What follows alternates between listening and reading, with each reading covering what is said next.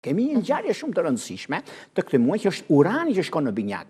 Urani në këtë pozicion ka qenë që në vitin 1948, pra para 77 viteve, në binjak që ka filluar dhe deri diku urani nga shenjë sa për informacion, nga shenja në shenjë do 7 vite që qëndron. Dhe çfarë ndodh tani? Ndikimet dhe favorizime që kanë bënë, dhe kjo do thotë në shenjat ndikohet shumë në transporte, në çështje tregtare, gjithashtu elektronika do vëndsoj frikshëm. Po kush ndikohet më shumë? Shenjat e ndryshueshme. Binjakët, shigjetarët e virgjëresha dhe peshqit.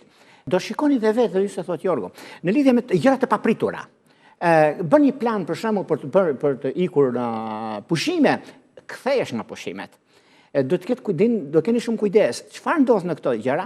Të paraprim problemeve. Si mund të paraprim problemeve? Atëherë kemi duke ditur se ndikimi planetar jep këto shenja, sinjale, atëherë jemi për të shkuar në punë orën 8, jemi atje, shkon 7:30, që mos kesh probleme gjatë rrugës.